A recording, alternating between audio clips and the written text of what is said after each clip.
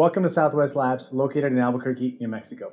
My name is Oris, this is John, this is Evan, we're the laboratory partners. Thank you for choosing Southwest Labs as your premier clinical reference laboratory. Please stay tuned for more videos with John covering a variety of important lab topics. In this video, we're going to illustrate the 4 important steps in the Southwest Labs testing process: web portal access, requisition forms, sample hold and rejection criteria, and viewing test results. Now, let's dive into how to order a test result. The first option is using our web portal access. Go to southwestlab.com and click on Client Physician Portal found at the top of the home page. Then, you'll provide the username and password attached to your account. From here, you can order samples for your clinic without a paper requisition form. When you order your samples online, we will supply you with a printer to print out a sticker with a barcode on it. The sticker should be attached to the side of the cup when you're finished collecting the sample. Please do not use the sticker to seal the cup. A separate sticker seal is provided. The other option for ordering a sample is through a paper requisition form. There are multiple steps that must be filled out in order for the lab to properly test the sample. If any of these are missed, the sample will be rejected, or we will request for the information to be sent to us prior to testing. And now we're going to show you how to properly fill out a requisition form. We've tried to make this really simple by highlighting all the required fields you need to fill out. First, start by selecting the physician, then fill out the patient information starting with last name, first name, date of birth, gender, last 4 of the social or the patient identification number, diagnosis code, then initials, date collected, and time collected.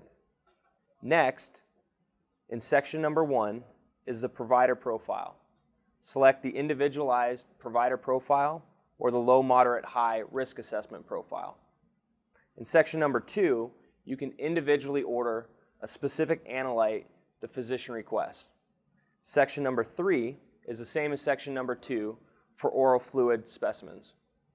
Section number 4 is where you record the in-house point-of-care test results. Section number 5 is for the prescribed medications or attach a medication list. And then in section number 6 is the authorization section. If the provider requires a signature, here's where to do so. Here's how to package a sample for shipping. Take the collected specimen, place it into the biohazard bag. Seal the top. Next, take the requisition form and the demographic information and place in the pouch in the front of the bag. Then, take the specimen and put it into the UPS bag. Following these steps will ensure that your samples are processed and tested in a timely manner. Unfortunately, there are a few critical areas that will result in a sample being rejected. The first being the sample arrives with only one patient identifier. The second is if the seal or the sample cup is broken. The third, if the biohazard bag is delivered with no insurance form. And last, if there is not enough urine collected. Here's how we deliver results: fax, via email, or web portal access. Here's how to read a test result. At the top, you have the patient information. Next is the prescribed medications. In the green section, this is our consistent result. That means a medication that you're prescribing is in the patient system. Everything checks out. Green means good. In this yellow area, this is inconsistent results. This means something that's prescribed is not in their system. So you'll see a negative, which means it's inconsistent. In the red area, this is absolutely not supposed to be in the patient system, whether it's an illicit or a medication that they're not prescribing. In the specimen validity testing area, it will either read adulterated or non-adulterated in the creatinine, general oxidant, pH, and specific gravity section.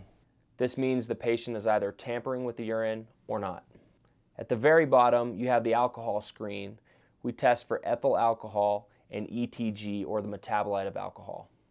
And on the back, it's going to show you your patient's quantitative test results per class. Thank you again for choosing Southwest Labs. We strive to be supportive and customer service driven. Keep in mind, we're not just your reference laboratory, but your clinical resource.